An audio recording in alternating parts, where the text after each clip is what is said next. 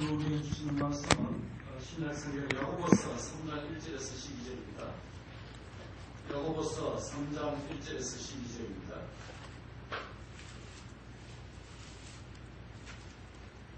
야고보서 3장 1절에서 12절 한 절씩 교독하겠습니다.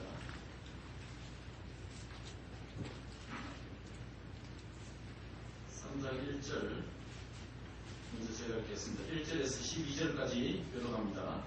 내 형제들아, 너희는 선생된 우리가 더 큰 심판을 받을 줄 알고 선생이 많이 되지 말라.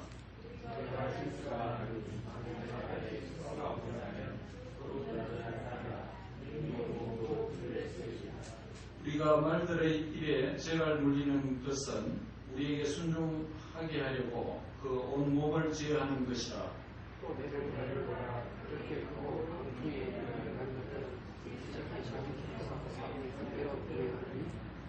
이와 같이 혀도 작은 시체로 돼 큰 것을 자랑하도다. 보라, 얼마나 작은 불이 얼마나 많은 나무를 태우는가.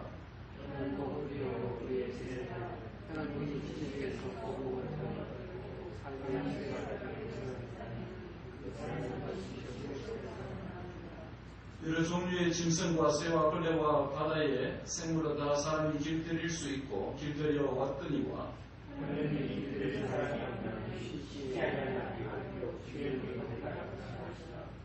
이것으로 우리가 주 아버지를 찬송하고 또 이것으로 하나님의 형상대로 지음을 받은 사람을 저주하느니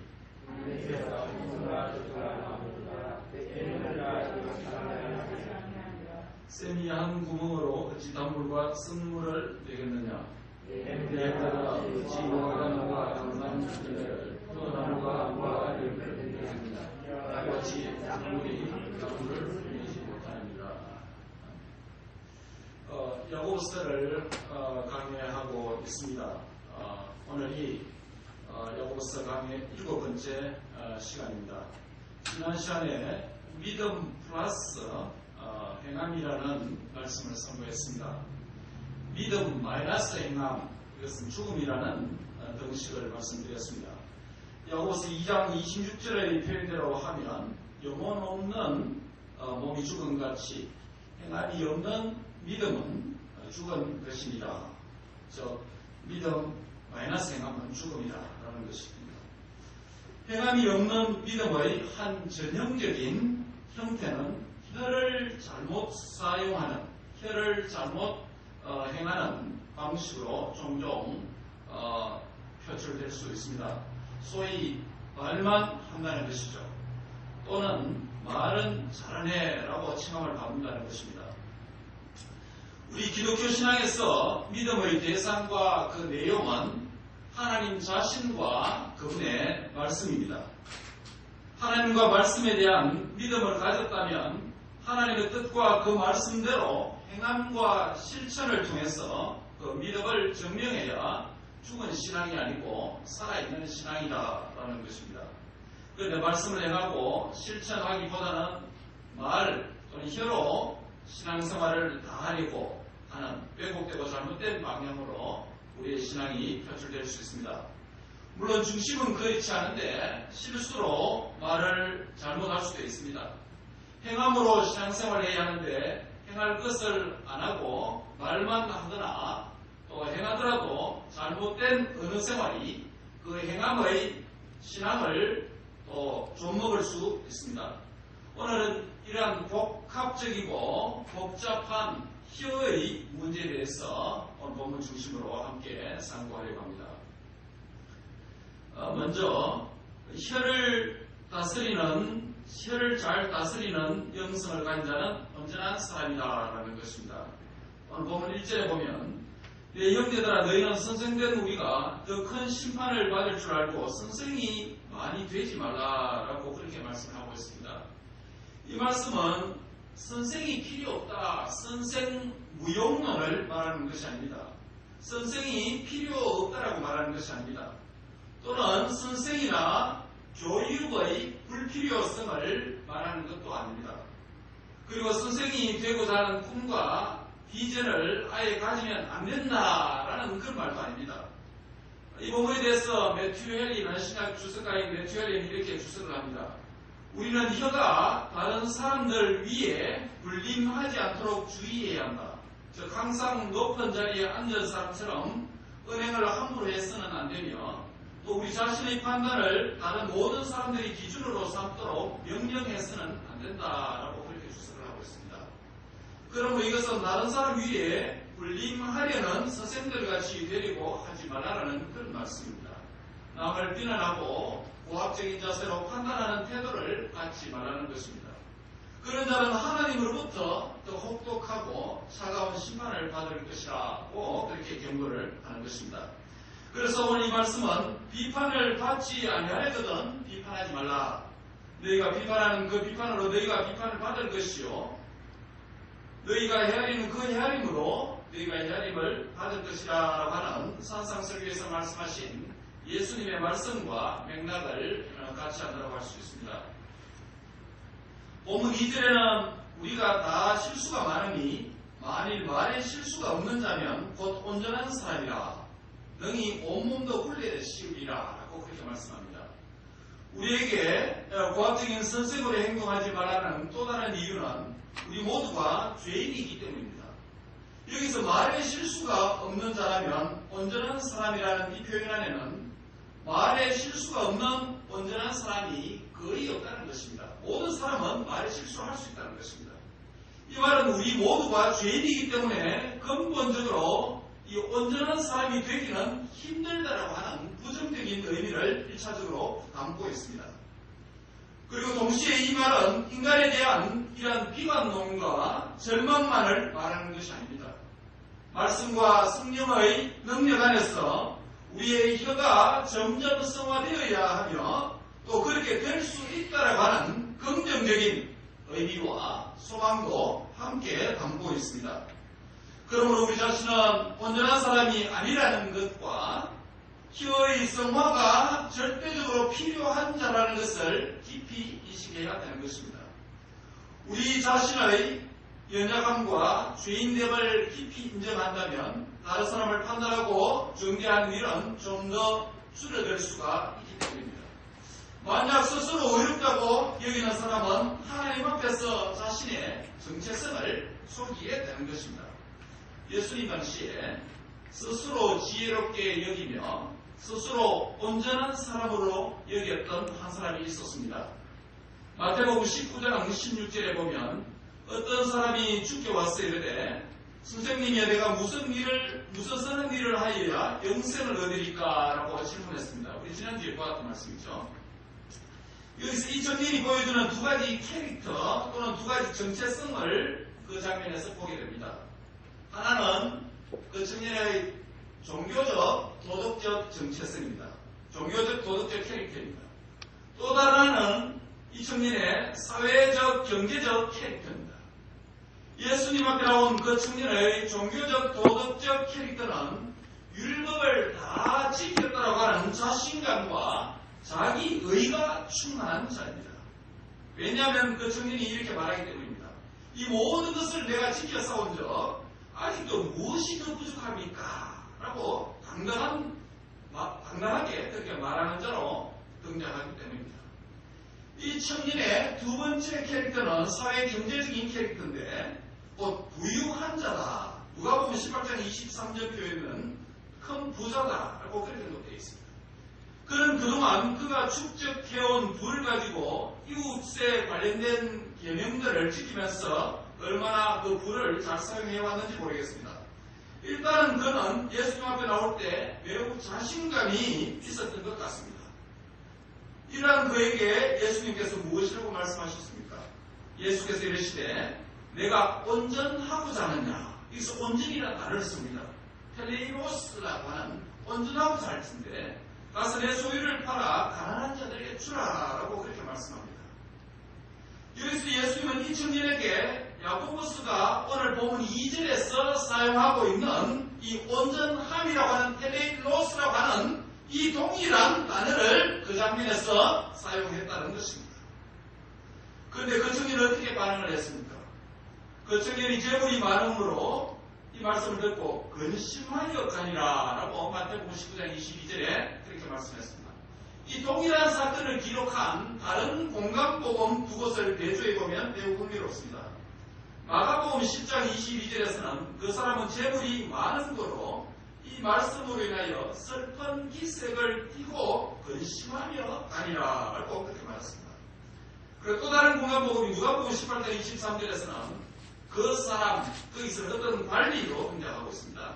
그 사람이 큰 부자이므로 이 말씀을 듣고 심히 근심하더라라고 말씀합니다. 요약을 해보면 마태복음에서는 그의 근심이라고 표현했고 마가복음에서는 슬픈 기색과 근심이라고 표현했고 누가복음에서는 심히 근심했다라는 이 청년의 반응을 표현했는데 모두가 자기 의와 자칭 온전함에 대하여 회개하는 슬픔과 근심이 아니었습니다. 결국 그는 예수님이 원하시는 그 온전함, 텔레일로스에 도달하지 못했습니다. 만약 그가 자신의 의와 자칭 온전함을 회개하는 회개의 근심, 회개의 슬픔을 심히 가졌다면 그리고 그 증거로서 회개했다는 열매로서 행함으로 그것을 증명했다면 그는 예수님이 원하시는 텔레일로스, 바로 그 온전함에 도달했을 것입니다. 그리고 영생을 선물로 받았을 것입니다.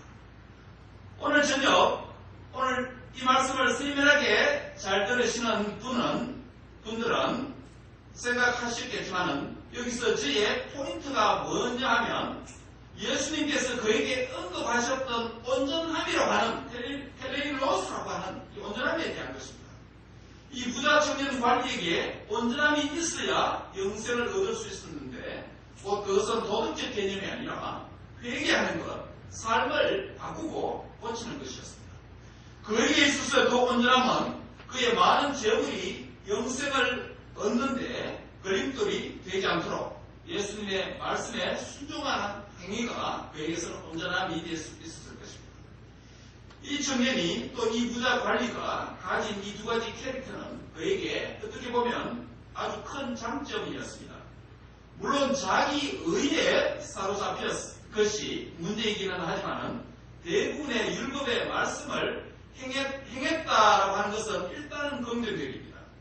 하지만 하나님에 대한 믿음이 없으면서 행하는 그러한 행함들이나 설사 믿음이 있어서 믿음에 근거한 행함이었을지라도 그러한 장점과 의로움조차도 예수님 앞에 설 때는 아주 큰 단점과 보잘것없는 것이 된다는 점을 기억할 필요가 있는 것입니다.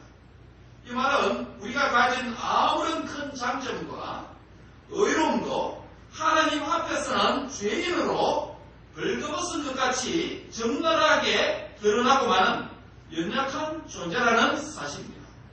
이러한 사실을 오늘 본문에도 적용을 해보면 말에 실수가 없는 자가 온전한 자라고 하는 이 말씀은 비록 우리가 말에 실수를 할 수 있는 연약한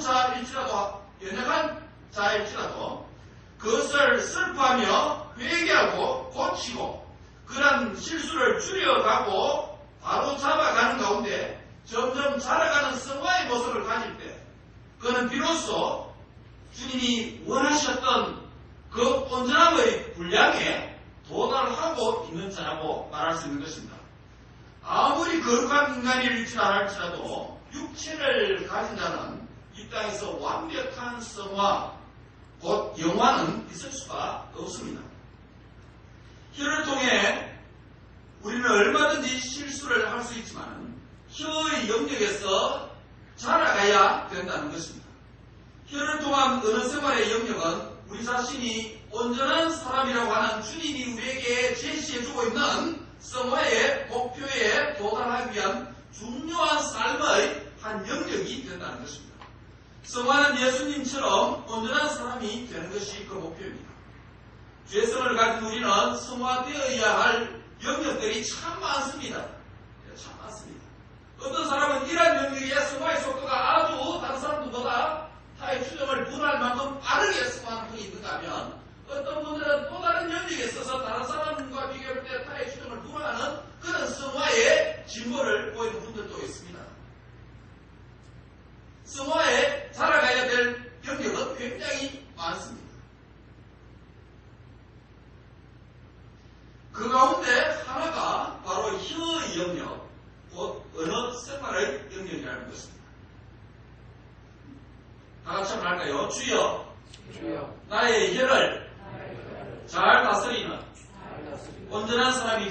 통해서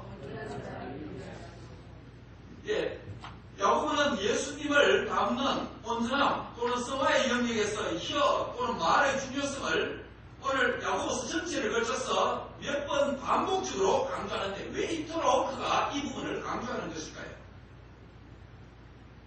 그것이 3절에서 5절에 기록되어 있습니다. 혀는 큰 영향력을 가진 육체의 지체일 뿐만 아니라 신앙 인격의 지체가 되기 때문입니다. 무슨 말입니까? 오늘 혀는 큰 영향력을 가진 우리 육체의 한 부분, 육체의 지체이기도 하면서 동시에 그것은 신앙 인격의 지체가 된다는 것입니다. 여기서 두 가지 비유로 오늘 우리 본문이 말씀하고 있습니다. 첫 번째 비유는 3절의 말의 비유, horse, 말의 비유로 설명합니다. 본문 3절을 보면 같이 한번 3절 읽을까요? 3절입니다. 시작. 우리가 말들의 입에 재갈을 물리는 것은 우리에게 순종하게 하려고 그 온몸을 지혜하는 것이다. 말의 입에 재갈을 물리는 것은 그 말의 모든 행동을 컨트롤하기 위한 것입니다. 말을 타는 사람은 말의 입에 물린 재갈을 통해서 그가 원하는 대로 말을 순종하게 만들고 원하는 목적대로 그 말을 이용할 수가 있습니다. 그리스도인은 죄로부터 구원받은 중생한 자이지만 아직 성화되어야 할 요소가 많이 남아있는 것이 저와 여러분입니다. 의인으로 칭함을 받은 우리 그리스도인은 성화의 은혜가 계속적으로 필요합니다. 우리 안에도 야생마처럼 사납고 거친 성향이 있을 수 있습니다. 그리고 복음이 주는 그 자유를 넘어서는 자기 중심의 이기적 자유분방한 요소가 다분히 많이 있을 수도 있습니다. 그런 기질들이 절제되지 않을 때 많은 경우 우리의 입을 통해서 혀를 통해서 먼저 외적으로 나타나게 됩니다. 그렇기 때문에 우리 혀에 재갈을 먹여야 된다고 말씀합니다. 제어되지 않고 길들여지지 않는 말이 주인을 말 위에서 떨어뜨려 큰 부상을 입힐 수가 있습니다. 제가 몇 년 전에 필리핀에 선교 우리 교회에서 제가 한국에서 목회하는 교회에서 선교를 가게 됐는데 우리 교회가 김자선 선교사님 사이트인데요. 차가 없으니까 차가 있는 지역도 있지만 차가 가지 못하는 지역이 많습니다. 그래서 거기서 말을 많이 키웁니다. 말을 많이 키우는데 말을 타고 이제 자갈밭에 강을 건너게 되는데 어떨 때는 물이 깊기도 하고 그런데 아무리 제가 말 꼬리를 잡았는데 이 말이 놀래가 갑자기 걸어버려서 제가 그동안 자갈밭에 완전히 이렇게 넘어지는 경우가 있습니다. 말이 컨트롤이 안 되는 경우라고 말할 수 있겠죠. 예. 말이 작은데 참 어떻게 보니까 위에서 타고 보니까 참 불쌍할 때가 많아요. 그 어두운 밤길에 그 돈이 많은데 상추를 해서 그 작은 말이에요, 그것도. 예. 우리가 그 위에 타고 가니까 한편에서 위에서 보니까 말 보니까 불쌍하겠다고 그랬습니다만 하여튼 말이 없으면 안 되는 지역이었습니다.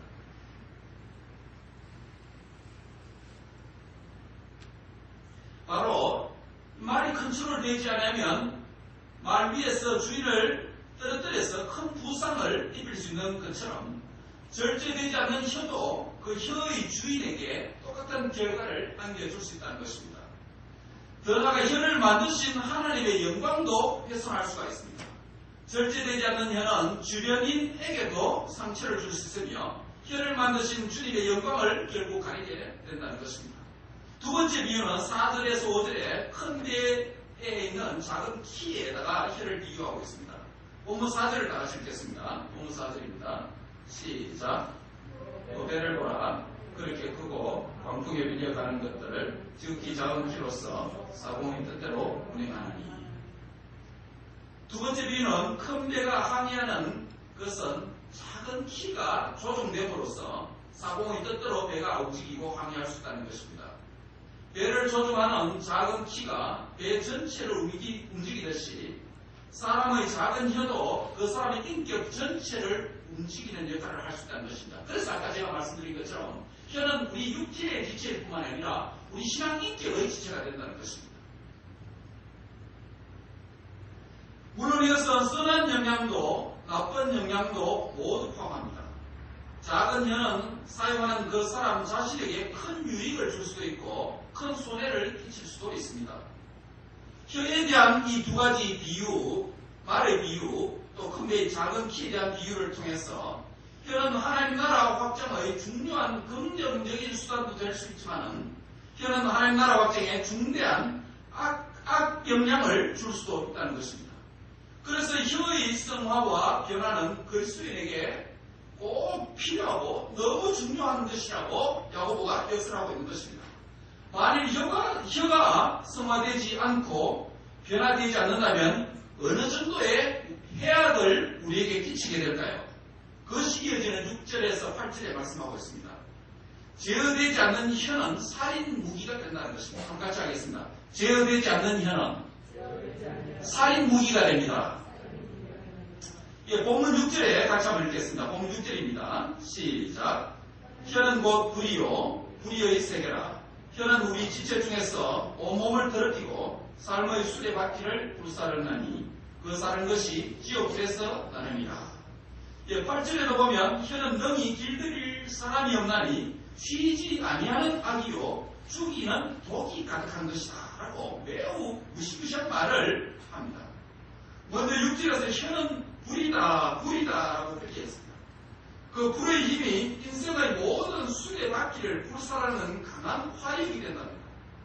여기서 수레바퀴라고 하는 것은 은유죠. 우리 인생이 매우 역동적이고 또는 수레바퀴처럼 반복되는 경우가 많기 때문에 수레바퀴에다가 인생을 은유해놨습니다. 그래서 우리 인생, 이 말은 우리 인생 자체를 불사르는 강한 화력이 된다는 것입니다. 그 불은 뭐라고 말하냐면 마침내 지옥불이라는 표현까지 있습니다. 여기서 혀와 지옥불과의 연결은 매우 무시무시하게 우리에게 의미를 전달하고 있습니다. 우리 입안에 지옥이 있을 수 있다는 것입니다. 너무 과장된 표현이 아닙니까? 어떻게 생각합니까? 타오르는 불꽃을 불의 혈화라고 사도행전 2장 3절에 표현한 적이 있죠. 그러나 여기서는 이 혀가 지옥불이라고 표현을 했습니다.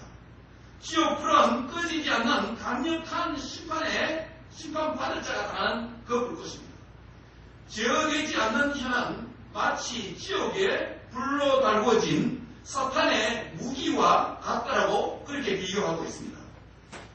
다른 말로 하면 내 입안에 사탄의 도구가 도사리고 있다라는 것입니다. 잘못 사용된 혀는 타인에게 분노와 미움을 일으키고 자신과 다른 사람의 인격에 상처와 아픔을 남기며 하나님의 영광을 훼손하는 자에게까지 나가게 됩니다. 결국 우리의 혀가 사탄의 도구로 사용될 수 있다는 것을 경고하고 있습니다. 이어지는 7절과 8절의 말씀은 우리가 우리의 혀를 다스리고 통제하는 일이 얼마나 어려운지 보여줍니다. 사람은 야생동물과 짐승들을 훈련시키고 길들여서 인간의 유익을 위해서, 편의를 위해서 그렇게 선하게 사용합니다. 하지만 인간의 혀는 자신의 것인데도 불구하고 자기의 입안에 있는 지침인데도 불구하고 자신의 신체의 한 부분이며 심지어 자기 입안에 있는데도 불구하고 마치 이것이 치외 법권의 영역에 있는 것처럼 잘 다스려지지 않는다는 것입니다. 그럼에도 여기서 야고보는 혀를 길들이는 것은 불가능한 것이기에 아예 포기해야 된다고 말하는 것이 아닙니다. 혀를 통제하고 훈련시키고 제어하는 일은 대단히 힘든 일임에는 분명하나 지극히 겸손함과 수고와 기도가 필요하다라고 베툴리는 이 부분에서 그렇게 추스를 합니다. 그럼에도 인간의 혀는 치명적인 독을 내뿜고 강력한 살인 무기가 될 수 있다는 것을 알고 늘 조심해야 된다는 것입니다. 특히 사람의 혀에 말에 상처를 입었다면 절망과 좌절에 머물러 있지 말고 하나님의 입술에서 나오는 말씀으로 위로받고 치유를 받아서 더욱 주님께 전진하는 그런 삶의 은혜가 있기를 바랍니다. 일본의 미차하시라고 하는 목사님이 있었는데 이 미차하시 목사님은 어렸을 때 소아마비 장애를 겪고 있었습니다. 그런데 그는 자신의 아버지로부터 이런 소리를 들었습니다. 너는 아무 쓸모없어 라는 말을 귀에 못이 박히도록 아버지를 말했다는 것이죠. 너는 아무 쓸모없어 라는 말을 귀에 못이 박히도록 들으며 그렇게 살아왔습니다. 그러나 그가 하나님을 만났을 때 그런 놀라운 말씀을 성경을 통해서 하나님으로부터 듣게 되었답니다. 나는 너를 사랑한다. 너는 너를 향한 놀라운 계획을 가지고 너에게 생명을 주었단다. 라는 하나님의 음성을 그가 들었다고 합니다. 그 한마디는 그를 점점 쓸모있는 인간으로 만들어갔습니다. 결국 그는 영혼을 불리는 전도자로, 한 아내의 남편으로, 또 두 아이의 존경스러운 아버지로 많은 사람들의 박수를 받는 목사님이 되었습니다. 그래서 리차드 목사님은 나는 아무 쓸모없어 라고 하는 책을 써서 많은 사람들에게 감명을 주고 있습니다. 그 책에서 하나님은 자신처럼 아무 쓸모없다고 생각하며 삶을 허비하는 사람들을 찾아서 쓸모있는 사람으로 만드신다는 것을 그는 그 책에서 증거하고 있습니다. 자신의 육신의 아버지로부터 너는 쓸모없어, 아무 쓸모없어라는 부정적인 말로 상처입고 용기를 잃은 그에게 하나님의 입의 말씀은 그를 절망과 좌절에서 해방시키고 희망과 용기의 빛을 가지게 만들었습니다. 우리 가운데 사람의 혀의 말에 상처를 받아서 아파하고 관계의 어려움을 겪는 지체가 있습니까? 또는 내가 잘 범하는 실수 때문에 내가 나 자신에게 너는 안 돼, 너는 안 돼 라고 내 자신에게 내면적인 소리를 통해서 낙심하고 좌절하고 안타까워하는 지체들이 있습니까? 하나님의 순화함은 강력한 불과 같은 말씀으로, 때로는 조용히 깊이 있게 터치하는 위로의 말씀으로 치유받고 변화되어서 혀를 통해서 동일한 아픔을 겪는 지체들이 우리 주위에 있다면 그들에게 용기와 희망의 빛을 전하는 참으로 하나님 앞에 쓸모있는 인생으로 사용되어지는 그런 아름다운 혀의 사역자들이 다 되시기를 주의 이름으로 축원합니다. 이와 같이 혀는 악한 사탄의 도구로도 사용될 수 있고 선한 하나님의 도구로도 얼마든지 사용될 수 있습니다. 그렇다면 우리는 혀를 어느 정도까지 성화시켜야 합니까? 우리의 혀를 어느 수준까지 자라가게 만들어야 합니까? 혀를 통한 온전한 인격, 온전한 사람은 어느 정도까지 되어져야 한다는 것입니까? 그게 오늘 본문 마지막 세션에서 말을 하고 있습니다. 9절에서 12절이죠. 우리 혀가 온전한 예배의 도구가 될 때까지입니다. 한번 같이 하겠습니다. 우리 혀가 온전한 예배의 도구로 되기까지, 온전한 예배의 도구가 되기까지 훈련시켜야 된다는 것입니다. 이것이 우리 혀가 자라가는 최종 목표라는 것입니다. 그런데 본문 9절에 보면 이것으로 우리 혀로 우리 주 하나님을 찬송하고 또 우리 혀로 하나님 형상으로 지음을 받은 사람을 저주하나니라고 말씀합니다. 예배의 행위는 대부분 어느 행위로 구성되어져 있습니다. 그래서 worship is a verbal action이다. 우리 대부분이 예배 행위는 어느 행위로 구성되어져 있습니다. 우리 예배를 한번 살펴보시기 바랍니다. 많은 거의 80% 언어로 행해집니다. 표면적으로 그렇게 보이는 것이죠. 이 말은 우리의 혀는 예배의 도구로 사용된다는 것입니다. 우리의 혀로 기도합니다. 우리의 혀로 찬양하고 찬송합니다.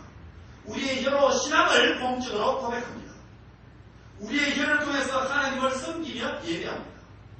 결국 우리 혀를 잘 제어하고 훈련시킨다는 것은 우리의 혀가 예배의 도구로 온전히 사용되는 중요한 그 혀의 목적에 적합하게 될 때까지 필요한 훈련이 필요하다는 것입니다.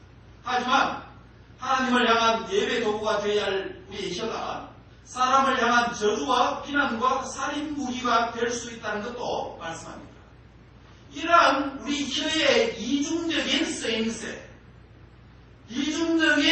쓰임새에 대해서 두 가지 비유를 들어서 말씀합니다.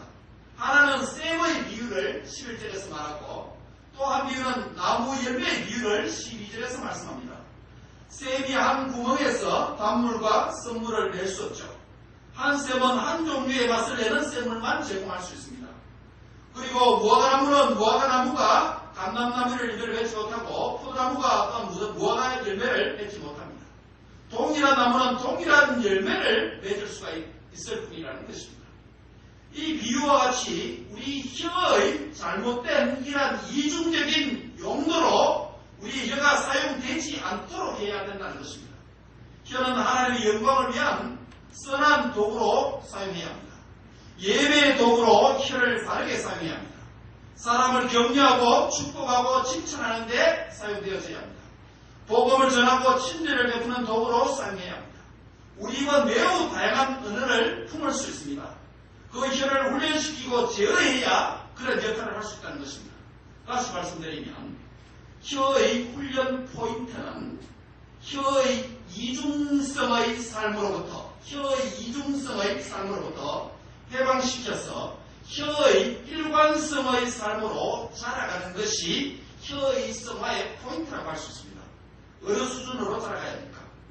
우리 혀가 어떤 일관성을 가져야 된다는 것입니까? 혀를 통한 모든 언어 생활이 예배의 수준으로 자라가야 된다고 지금 말씀하는 것입니다. 즉 하나님 앞에서 말하는 것처럼 해야 된다는 것입니다.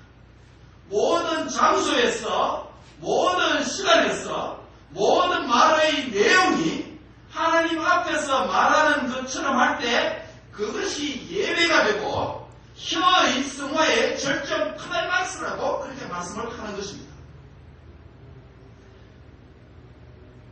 이것이 본문이 말하는 온전한 사람이 되는 길입니다. 이것이 언어의 영역에서 주님을 닮는 성화입니다. 물론 이런 혀의 변화는 더 근원적으로는 그 사람의 내면의 인격과 신앙을 담고 있기에 신앙 인격 자체가 변화되어야 하는 것은 두말할 나위가 없습니다.